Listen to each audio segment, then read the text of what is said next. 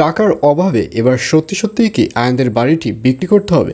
বিস্তারিত জানতে সম্পূর্ণ ভিডিওটি দেখতে থাকুন। আসসালামু আলাইকুম প্রিয় দর্শক, সবাইকে অবস্থা হাজির হয়ে গেলাম দীপ্ত টিভির নিবেদিত মাসাবি জন্য নাটকের 1107তম পর্বে কী সব ঘটতে চলছে তার অগ্রিম খবর নিয়ে।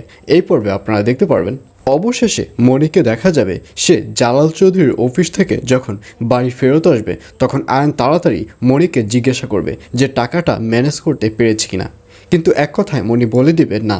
আর এই কথা শুনে আয়নেরও বুঝতে বাকি থাকবে না যে মনি টাকাটি ম্যানেজ করতে পারেনি, কিন্তু তাতে তার মায়ের চিকিৎসা থেমে থাকবে না। আর এজন্যই আয়নকে দেখা যাবে সে বলবে, শোনো, একান্তই যদি টাকাটা ম্যানেজ করতে আমরা সবাই ব্যর্থ হই তাহলে আমাদের শেষ সম্বল হিসেবে এই বাড়িটি রয়েছে। আমরা দরকার হলে এই বাড়িটি বিক্রি করে টাকাটা বের করব।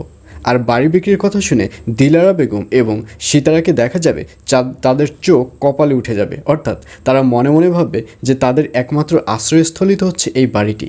এই বাড়িটি যদি বিক্রি করে তাহলে তো তাদের পথে দাঁড়াতে হবে। এইসব নিয়ে ভাবতে দেখা যাবে সীতারা এবং দিলারাকে।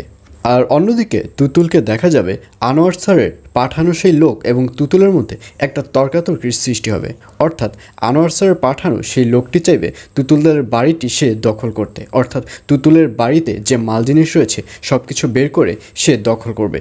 কিন্তু এই ব্যাপারটি তুতুল কিছুতেই মেনে নিতে পারবে না। তুতুল বলবে এটা কিছুতেই সম্ভব নয়, এটা হচ্ছে আমার মায়ের বাড়ি, এ বাড়ি দখলের কোনো প্রশ্নই আসে না, এ বাড়ি আমি আপনাকে দখল করতে দিব না। তখন সেই লোকটি বলবে, শোনো, তোমার হাতে মাত্র একটাই অপশন রয়েছে, সেই অপশনটি হচ্ছে তুমি তোমার মায়ের বিরুদ্ধে ক্রিকেট বোর্ডে যে মূল্যবান সাক্ষ্যটি দিয়েছ সেই সাক্ষ্যটি তোমার তুলে নিতে হবে। তুমি যদি সেই সাক্ষ্যটি তুলে নিতে পারো তাহলেই তোমার বাড়িঘর তোমাকেই ফেরত দেওয়া হবে।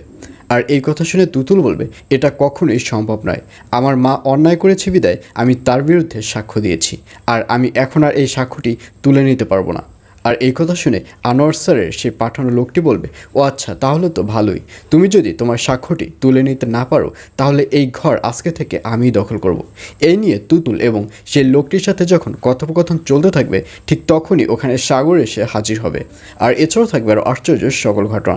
সুতরাং সবাইকে মাসাবির জন্য নাটকের আগামী পর্ব দেখার আমন্ত্রণ রইল।